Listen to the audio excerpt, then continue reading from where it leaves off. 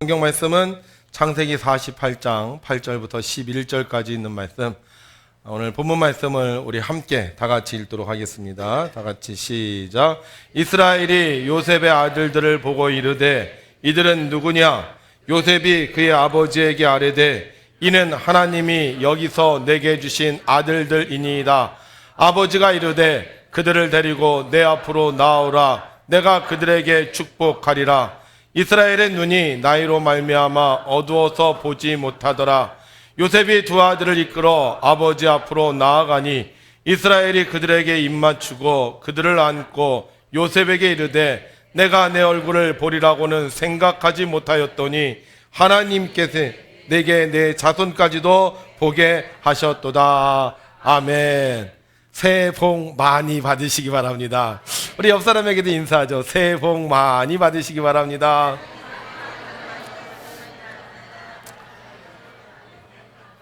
네, 금년이 경자해죠. 경자해. 네, 그래서 오늘 김경자 장로님이 기도를 하셨고요. 경자해는 이제 쥐띠해입니다. 쥐띠.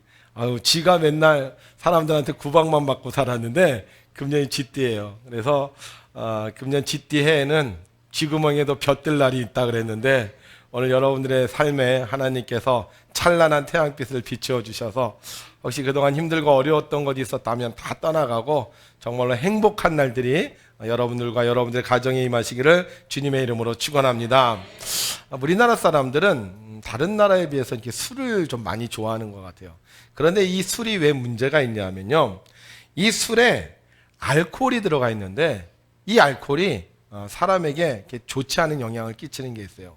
이 알코올은 중독성이 있어서 계속 취하다 보면 그것을 또 계속 취해야 되고, 또 너무 심하게 섭취를 하게 되면 사람이 정신을 잃어버릴 수 있습니다. 그래서 이 술은 이 알코올 도수에 따라서 술이 나눠지는데 맥주는 4도고요, 막걸리는 7도고요, 와인은 15도입니다. 소주는 17도고요, 양주는 40도입니다. 이거 아시는 분들은 과거에 좀 좋아하셨던 분일 것 같아요. 근데 이걸 다 합하면 얼마가 되느냐? 몇 도가 되느냐? 졸도가 됩니다. 자, 그러면 우리 찬양과 기도와 헌신과 전도와 순종을 다 합치면 우리 뭐라고 하는지 아세요? 할렐루야라고 말하는 거예요. 우리 정말 그동안 우리에게 은혜를 베풀어 주신 하나님께 찬양과 기도와 헌신과 전도와 순종을 합하여 두 손 들고 할렐루야로 찬양하겠습니다. 할렐루야! 아멘. 네, 여러분들이 하나님을 찬양할 때 하나님께서 정말 좋은 것을 여러분들에게 주셔서 여러분들의 가정과 삶이 행복하시기를 주의 이름으로 축원합니다. 오늘은 설날 연휴예요. 그래서 제가 설날 연휴를 앞두고 어떤 설교를 할까 하고 고민을 하다가 가족들이 함께 모이니까 가정에 대한 설교를 해야 되겠다 이렇게 생각을 했습니다. 그리고는 성경을 묵상하면서 정말 행복한 가정, 아무 문제 없는 가정, 날마다 기쁘고 신나고 즐겁고 복이 뚝뚝뚝 흘러 넘치는 가정이 있을까 하고 이제 그 가정을 찾아서 제가 설교를 해야 되겠다고 생각을 했어요. 그리고 성경을 보면서 묵상을 하기 시작했습니다.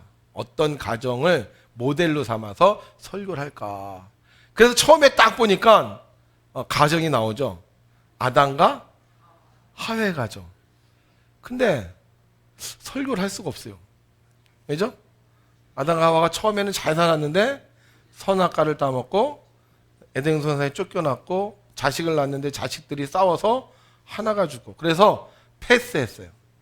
그럼 또 누가 있을까 하고 계속 찾아가는데 마음에 딱 와닿는 인물이 없는 거예요.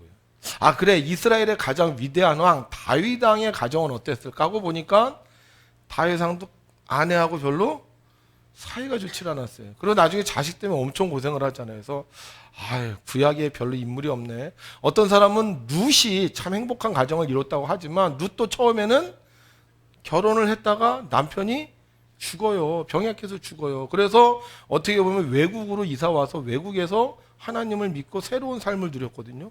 그래서 룻도 아닌 것 같다. 그럼 신약으로 가보자 하고 신약으로 갔더니만 예수님 결혼을 안 하셨다.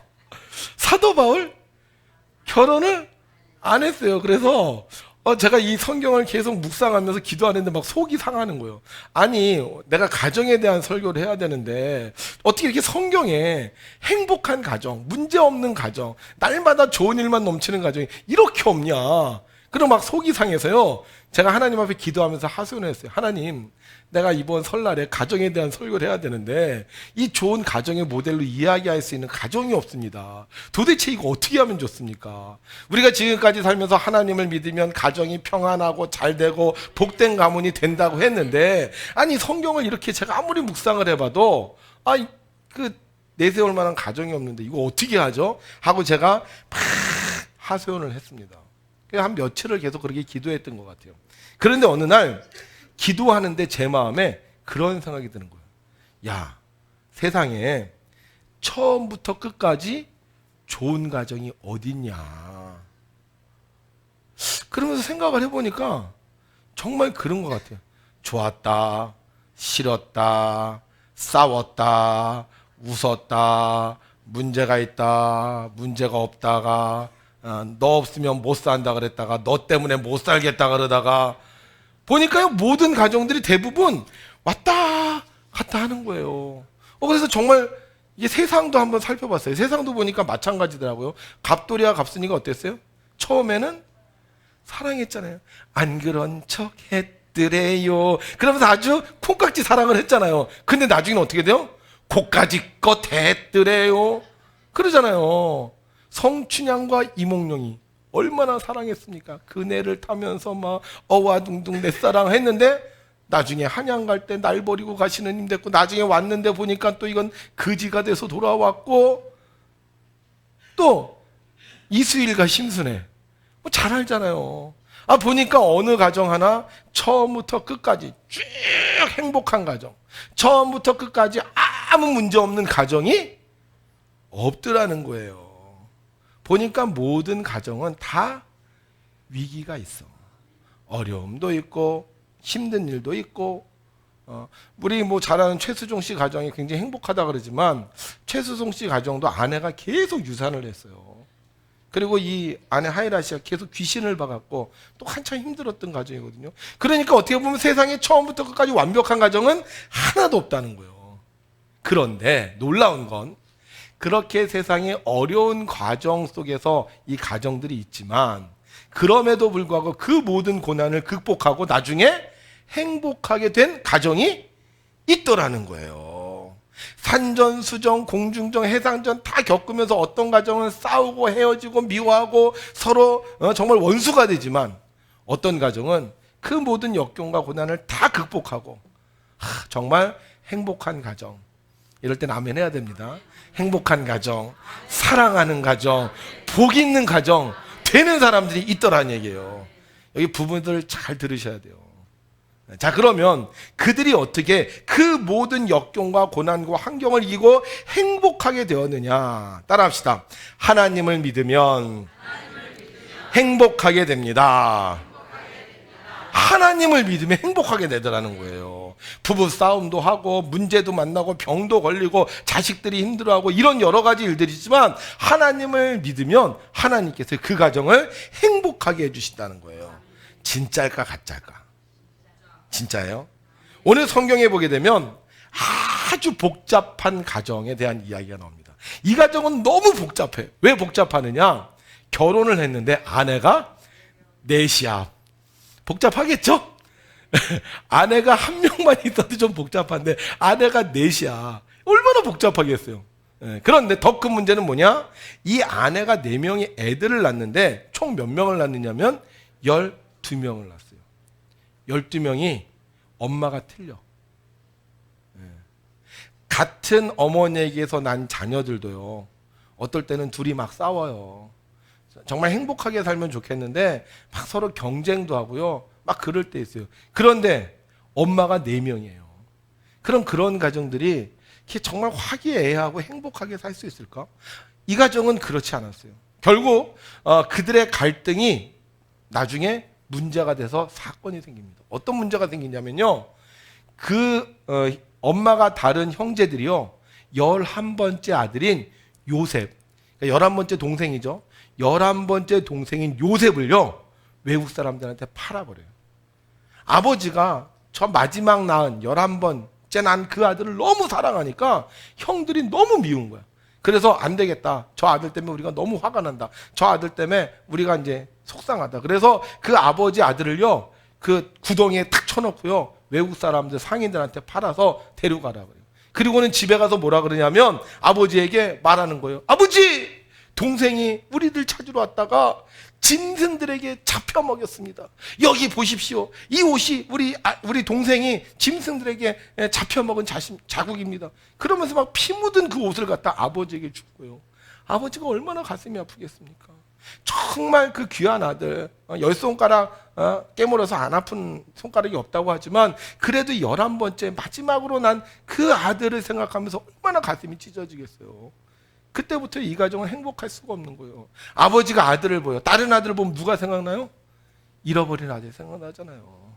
다 있어야 되는데 그 없는 아들, 그것도 그냥 평안하게 죽은 게 아니야. 들짐승에게 찢겨서 죽은 그 아들의 모습이 자꾸 떠오르니까 자식들을 볼 때마다 가슴이 아픈 거예요. 자식들을 만날 때마다 정말 자기 가슴이 찢겨지는 것처럼 힘든 거예요. 그 아들을 보면 행복해야 되는데, 가족들이 모이면 막 즐거워야 되는데 오히려 더 눈물만 나는 거예요. 형제들은 어떻게 하겠어요? 아버지가 자신들을 보면서 눈물을 흘리면서 점점 파리하게 말라가는 그 모습을 바라보면서 형들은 양심의 가책을 받지 않겠습니까? 우리가 아버지한테 잘못했다. 우리가 아버지를 속여서 동생이 죽였다고 했는데 결국은 우리가 아버지를 이렇게 힘들게 하는구나. 그래서 모이면 행복하고 즐겁고 신나야 되는데 그러기에는 너무나도 힘들었다는 거죠. 행복할 수가 없어요. 그렇게 한 해, 두 해 흘러갑니다. 그러다가 22년의 세월이 흐른 날. 몇 년이 흘렀다고요? 22년. 이때 야곱의 나이가 130세였고요. 죽었다고 했던 요셉의 나이가 39세인데요. 이렇게 힘들고 어렵게 살았던 22년의 세월이 흐른 후에 다시 만나게 돼요. 그리고 죽었다고 생각했던 그 아들로 인해서요, 흉년을 피할 수 있게 되고요, 형제들끼리 서로 사이가 안 좋았는데 형제들의 관계가 회복이 되어지고 오히려 이집트로, 외국으로 이민을 가서요, 거기서 아주 유명한 가문을 이루고 살게 됩니다. 이 불행한 가정이었는데 완전히 전세가 역전이 돼서 행복한 가정으로 변화됐어요. 왜 그런지 아세요? 이유는 한 가지, 하나님을 믿었기 때문에. 그럼 우리 이렇게 질문합니까? 그러면 그 전에 야곱이 하나님 안 믿었습니까? 믿었죠. 믿긴 믿었는데 하나님을 제대로 안 믿었어요. 어떻게 아느냐? 이 야곱이 형 에서를 피해 삼촌 밧다나란의 집으로 젊을 때 도망을 가요. 그 도망을 갈 때 그가 너무 힘들어하니까 하나님이 야곱을 만나 주십니다. 야곱을 만나서 위로해 주세요. 야, 내가 너의 아버지를 봐서 내가 어디로 가든지 내가 너와 함께 하겠다. 이렇게 위로해 주세요. 그때 이 야곱이요, 하나님께 서원을 합니다. 뭐라고 서원을 하느냐? 우리 28장 20절 한번 읽어볼게요. 시작. 야곱이 서원하여 이르되 하나님이 나와 함께 계셔서 내가 가는 이 길에서 나를 지키시고 먹을 떡과 입을 옷을 주시어 내가 평안히 아버지 집으로 돌아오게 하시오면 여호와께서 나의 하나님이 되실 것이요 내가 기둥으로 세운 이 돌이 하나님의 집이 될 것이요 하나님께서 내게 주신 모든 것에서 10분의 1을 내가 반드시 하나님께 드리겠나이다 하였더라. 정말 힘들고 어려울 때 하나님을 찾았더니 하나님께서 만나주시고 하나님께서 약속을 해주셨어요. 그러니까 야곱이 하나님하고 서원을 해요. 하나님 날 지켜주시면 너 먹을 거 주고 입을 거 주고 내가 고향으로 돌아오면 내가 하나님만을 섬기고 내가 갖고 있는 이 돌들로 하나님의 제단을 만들고 내가 하나님 앞에 내 소득의 11조를 드리겠습니다. 이렇게 서원을 했어요. 그런데 세월이 흘러 해서 이 야곱이 거부가 돼갖고요 돌아오는데 문제는 뭐냐? 하나님과의 약속을 완전히 잊어버려요. 하나님과 약속했잖아요. 하나님 믿기로 했잖아요. 하나님께 제단을 쌓기로 했잖아요. 하나님 앞에 제물을 드리기로 했잖아요. 그럼 그 약속을 지켜야 되는데 부자가 돼서 고향으로 돌아오는데 하나님을 완전히 다 잊어버렸어요. 그래서 또 막 힘들하고 어려우니까 하나님이 야곱에게 나타나셨어요. 그리고 나서 말씀하십니다. 하나님이 야곱에게 이르시되 일어나 베델로 올라가서 거기 거주하며 내가 내 형 에서의 낯을 피하여 도망하던 때에 내게 나타났던 하나님께 거기서 뭘 쌓으라? 제단을 쌓으라 하시리라. 이 말을 듣고 야곱이 어떻게 해요? 이에 자기 집안 사람과 자기와 함께 간 모든 자에게 이르되 너희 중에 있는 이방 신상들을 버리고 자신을 정결하게 하고 너희들의 의복을 바꾸어 입으라. 하나님 섬기기로 했잖아요. 그럼 하나님만 의지해야죠. 하나님만 모시고 살아야죠. 근데 지금 다시 고향으로 돌아가는데 뭐 갖고 돌아가요? 이방 신상 갖고 돌아가는 거예요. 우상 갖고 돌아가는 거예요. 하나님 섬겼다면 우상이 있겠습니까? 없겠습니까? 당연히 없지요. 그럼 그동안 하나님 섬겼다는 거예요? 안 섬겼다는 거예요? 안 섬겼다는 얘기예요. 하나님 섬긴다고 해놓고는 하나님이 먹을 거 주셨는데, 하나님께서 입을 거 주셨는데 하나님 섬기지 않고 이방 신상들을 섬겼다는 거예요. 그런데 이 야곱이요 변합니다. 어떻게 변하느냐? 애굽으로 돌아가기 전에 자식들한테 이런 말을 해요. 함께 있습니다. 전능하신 하나님께서 그 사람 앞에서 너희에게 은혜를 베푸사 그 사람으로 너희 다른 형제와 베냐민을 돌려보내게 하시기를 원하노라. 내가 자식을 잃게 되면 이르리로다. 아멘. 이 야곱이요 자기가 하나님 섬기지 않았어요. 섬겼긴 섬겼지만 제대로 안 믿었어요. 그리고 나서 돌아왔다 이제 요셉을 잃었거든요. 그리고 나서는 오직 누구만 붙잡고 사느냐? 그 요셉의 동생인 12번째 아들 베냐민만 붙잡게 살아. 이 베냐민 없으면 안 돼. 내가 아들 잃었는데 내가 이 아들 때문에 정말 죽을 돈 고생을 했어. 그런데 이 베냐민마저 없으면 나는 더 이상 죽을 거야. 그래서 내가 이 베냐민 정말 이 아이는 내가 꼭 붙잡고 살 거야. 그러면서 이 베냐민을 어떻게 보면 우상처럼 그렇게 섬기고 살았어요. 그런데 그가 지금 뭐라 그래요? 이 베냐민을 애굽으로 보내면서 고백하는데 뭐라고 고백합니까? 전능하신 하나님이 나를 보호해 주실 거다. 전능하신 하나님께 이 자식을 맡긴다는 거예요. 그전에는요 내가 중요했어요. 내 생각이 중요했어요. 내 신상이 더 중요했고 내 자식이 더 중요했어요. 그런데 그가 이제 변한 거예요. 내 가족보다, 내 자녀보다, 내 생각보다, 내 사업보다 누가? 어떤 하나님? 전능하신 하나님. 내가 붙잡고 살아봤어요. 내가 열심히 노력해봤어요. 그런데 돼요? 안 돼요? 안 되는 거예요. 흉년이 와도 흉년을 겪을 수가 없어요. 예? 자식들을 자기가 끝까지 돌볼 수가 없어요. 그제서야 고백하는 거야. 아, 이 세상 전능하신 하나님이 해결하시는구나. 이 세상 전능하신 하나님이 책임지시구나. 그리고는 자기 아들을요 하나님께 맡깁니다. 야곱이 달라졌어요. 진짜로 하나님이 믿기 시작을 했어요. 그랬더니 하나님이 야곱에게 약속해 주세요. 함께 있습니다. 시작. 하나님이 이르시되 나는 하나님이라 내 아버지의 하나님이니 애굽으로 내려가기를 두려워하지 말라. 내가 거기서 너로 큰 민족을 이루게 하리라. 내가 너와 함께 애굽으로 내려가겠고 반드시 너를 인도하여 다시 올라올 것이며 요셉이 그의 손으로 내 눈을 감기리라 하셨더라. 아멘. 하나님을 믿는 사람 하나님이 함께 하십니다. 하나님께 맡기는 사람 하나님께서 책임져 주십니다. 하나님의 말씀에 순종하는 사람 하나님께서 복을 내려주시는 거예요. 그런데 하나님 안 믿으면 나 믿게 되고요. 하나님 의지하지 않으면 세상 의지하게 되고 하나님께 맡기지 않으면 내가 어떻게든 그 일을 하려고 합니다. 그러니까 힘들고 어려운 거예요. 그런데 하나님을 믿고 전능하신 하나님께 맡기면 전능하신 하나님이 가족도 책임져 주시고 내 인생도 책임져 주셔서 우리를 복되게 하십니다.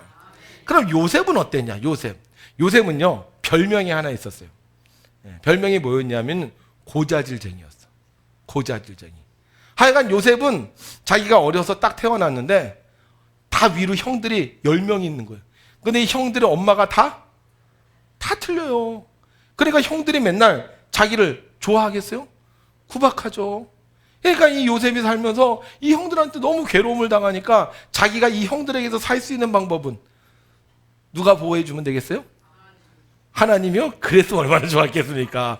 아버지죠, 아버지. 그러니까 형들이 와서 뭐라 그럴 때마다 어떻게 아버지한테 가서 고자질하는 거야. 형들 잘못하면 가서 아버지, 큰 형이요, 둘째 형이요, 셋째 형이요. 그럼 아버지가 누구를 보호해줘요? 아이고, 우리 11번째 아들 착하다. 형들은 말 안 듣는데 너는 말 잘 듣는구나. 그러면서 어떻게 보면 위로를 받고 살았어요. 그뿐만이 아니에요. 얼마나 이 형들에게 시달림을 당했는지 꿈을 꿨는데, 형들이 이렇게 농사를 져갖고 이렇게 뭐라 그러지 이걸?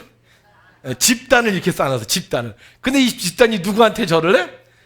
자기한테 절을 하는 거예요. 이 동생 11번째 동생이 이 형들 때문에 얼마나 힘들었는지. 하여간 어떻게든 이 형들에게서 벗어나는 방법은 아버지한테 인정받는 거고, 이 형들에게서 벗어나는 방법은 내가 최고가 되는 방법이었어요. 그랬던 요셉이 나중에 바뀝니다. 어떻게 바뀌냐? 요셉이요, 형들을 만났을 때 이렇게 말을 해요.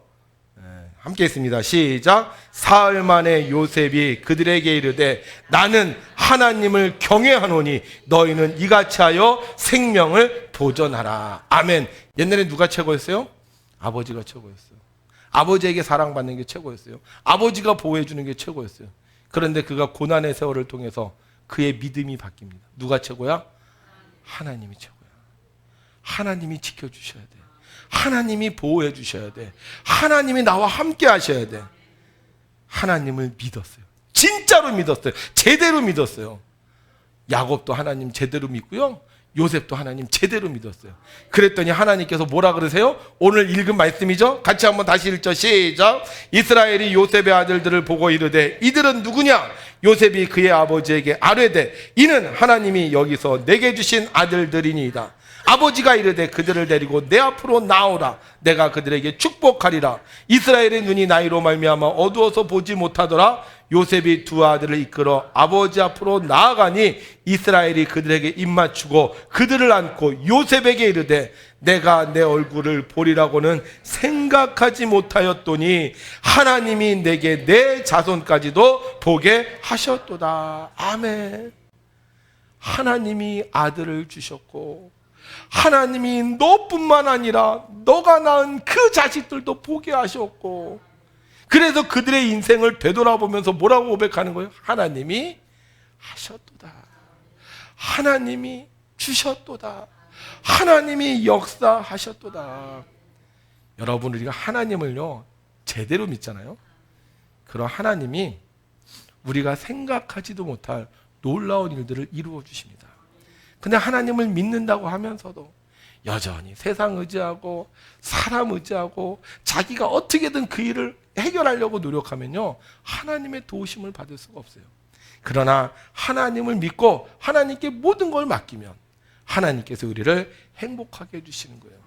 야곱이 그 애굽으로 갔을 때 나이가 130살이었어요. 130살이었는데 그 야곱이 애굽에 갔을 때 애굽의 왕이 이 야곱을 만나게 됩니다. 그래서 야곱에게 물어요. 당신 몇 살입니까? 그러니까 나는 130살입니다. 그러면서 뭐라 그랬느냐? 내가 지금까지 험악한 세월을 살았습니다. 여러분, 하나님이 복 주신 사람이에요. 근데 130년 동안 무슨 세월을 살았다? 왜?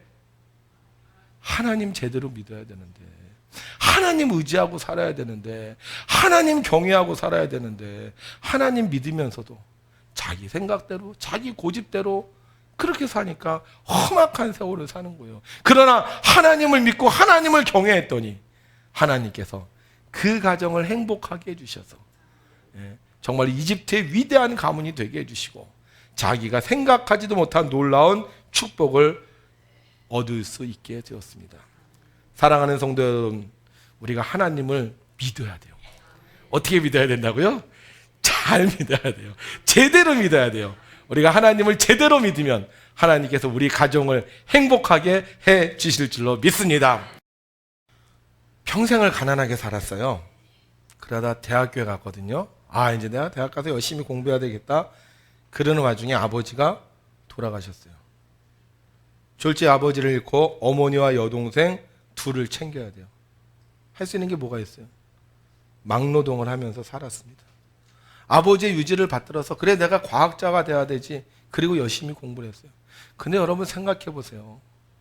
그 공부하면서 쉬었겠습니까?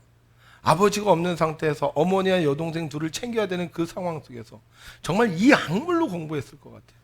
그래서 어느 정도 인정을 받아서 우리나라에 돌아왔지만 그의 마음속에 늘 불안한 거예요. 내가 대학생 때 우리 아버지 돌아가셨는데 이러다 나도 죽는 거 아닐까? 내가 이렇게 높은 자리에 올랐는데 사람들이 나를 이 자리에서 밀어내는 거 아닐까? 늘 불안과 염려 속에 사는 거예요. 그래서 그 불안과 염려를 극복하기 위해서 더 열심히 더 이를 악물고 살죠. 그러나 그의 마음속에는요 행복이 없었어요. 그러던 어느 날 그가 주님을 만납니다. 그리고 나서 그의 인생이 바뀌어요. 성령님 나와 함께 하시는구나. 하나님이 나를 도와주시는구나. 그전에는요 하나님 따로였어요. 나 따로였습니다. 11년 동안 교회를 다녔지만 하나님은 그냥 교회 가서 예배 드릴 때 그냥 이야기 속에 들려주는 그런 하나님이었어요. 그냥 내 인생은 내가 책임져야 되는 거고 내 자식들과 내 가정은 내가 감당해야 되는 거예요. 그러니까 교회를 다니면서도 기쁨도 없고 행복하지 않은 거예요. 열심히 기도하고 그러지만 하나님하고 나하고 상관없이 살았던 거예요. 그런데 주님을 맞고 나서 어떻게 돼요? 그가 바뀌잖아요. 하나님 뜻대로 살기 시작하잖아요. 하나님 말씀에 순종하잖아요. 옛날에는 걱정했고 염려했으니까 뭐만 늘어요? 술과 담배만 느는 거예요. 한숨 쉬고 술 마시고 괴로워하고 어떻게 하면 이 문제를 극복할까? 그러다가 하나님 만나니까 그거 다 끝나고 어떻게 해요? 하나님이 원하시는 삶을 살기 시작해요. 친구들하고 술 담배 안 해도 열심히 세상에 나가서 치열하게 생존 경쟁하지 않아도 하나님을 믿으니까 행복한 거예요.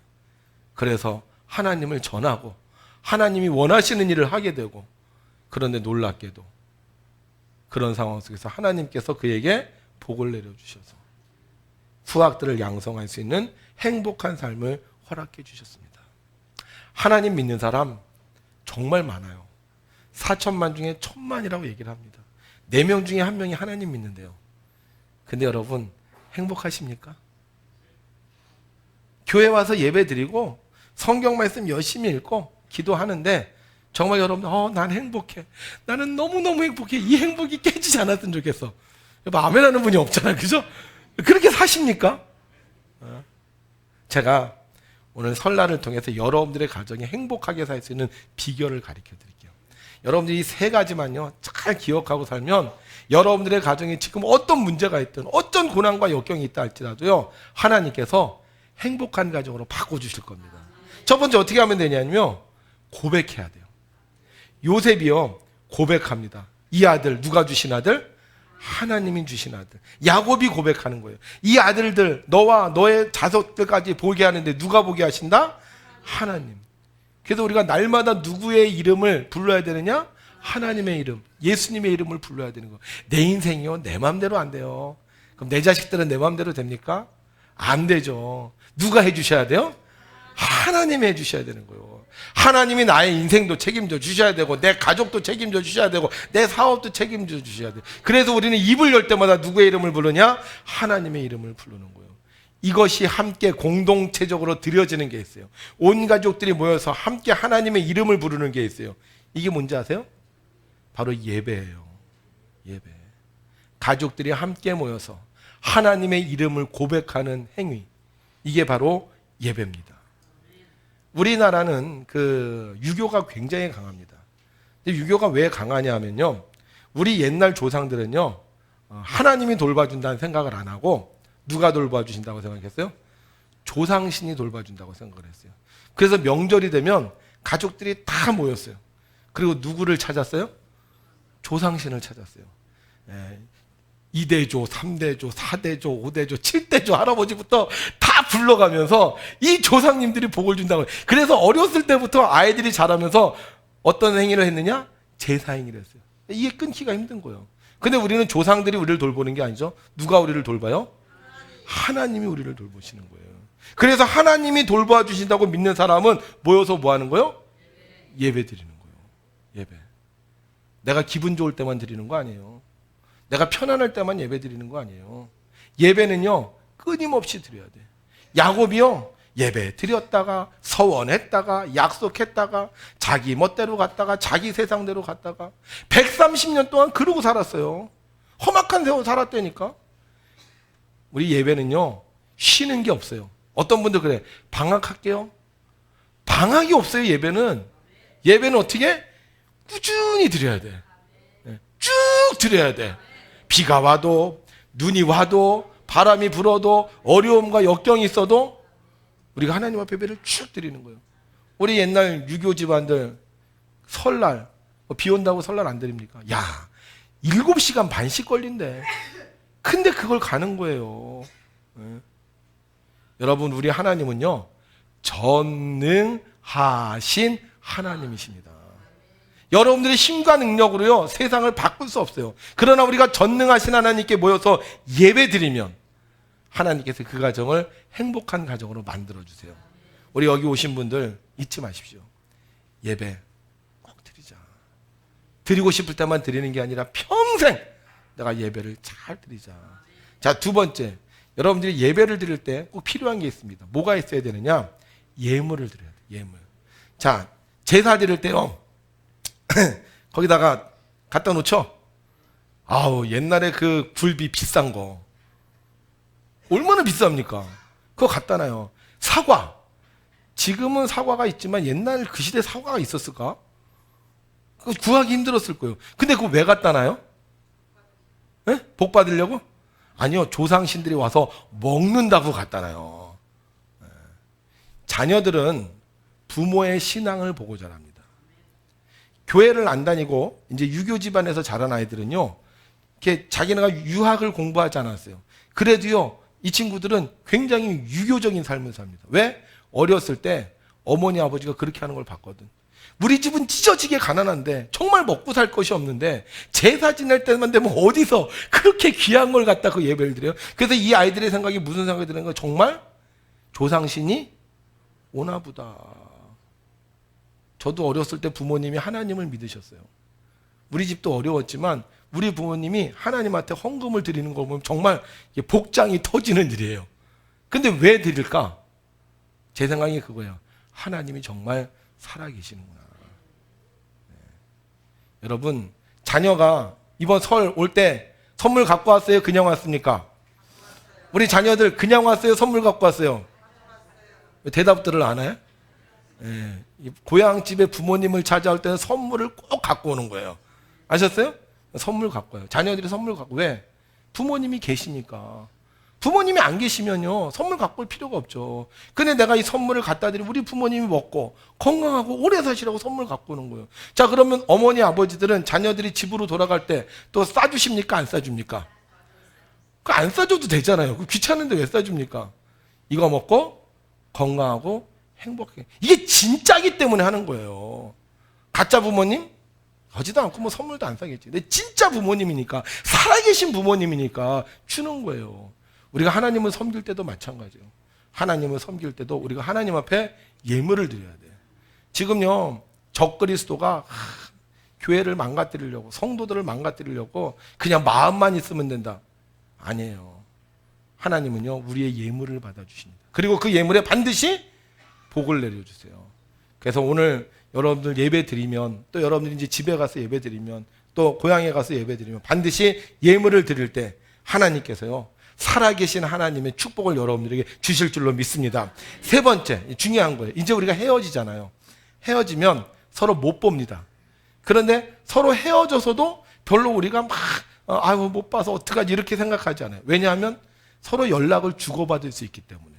저희 조카가 지금 미국에서 공부하고 있어요. 근데 어저께 저희 그 누나가 전화를 하더라고요, 미국으로. 그래서 야, 일어났니? 뭐 그런 얘기를 하는 거예요. 서로 멀리 떨어져 있지만 서로 전화를 통해서 서로의 안부를 묻는 것처럼 우리도 서로 부모와 형제들이, 부모와 자녀들이 떨어지지만 서로의 안부를 책임질 수 있는 방법이 하나 있어요. 이게 뭔지 아세요? 이게 기도예요, 기도. 그래서 부모와 형제, 자매들은 떨어져 있을 때 뭐 해야 된다? 기도해야 됩니다. 마치 핸드폰을 들고 이 핸드폰을 통하여 자녀의 목소리를 듣는 것처럼 우리가 예수님의 이름으로 기도하면 예수님께서 우리 가족들을 만나게 하시고 연결해 주시고 축복이 이루어지게 하여 주셔서 행복한 가정을 만들어 주시는 거예요. 여러분 정말 이 세상에서요 행복하게 살아야 됩니다. 그런데 행복하게 살려면 내 방법과 내 능력과 내 지혜로 살 수 없어요. 하나님이 우리를 다스려 주셔야 됩니다. 그래서 이 세 가지 뭐 해야 된다고요? 첫 번째 예배 드리고요. 두 번째 예물을 드리고, 세 번째 기도할 때 하나님께서요 우리의 가정을 행복한 가정으로 만들어 주세요. 저도 그렇게 살았어요. 어려서부터 부모님과 예배 드리고 예물 드리고 또 기도하고, 제 주변엔 그런 사람들 참 많아요. 그래서 여러분들이 절대로 포기하지 말고, 절대로 중간에 쉬지 말고, 절대로 우상숭배하지 말고 예배 드리고 예물 드리고 기도하셔서 하나님께서 주시는 행복이 여러분들의 가정이 임하셨으면 좋겠습니다. 특별히 믿지 않는 가정이 있는 분들이 있어요. 여러분들이 더 많이 기도하셔야 됩니다. 그래서 여러분들이 믿지 않는 자녀들을 위해서, 믿지 않는 부모님들을 위해서 기도할 때 하나님께서 여러분들을 보시고 여러분들의 부모님과 여러분들의 자녀들을 책임져 주시는 은혜가 있기를 주의 이름으로 축원합니다.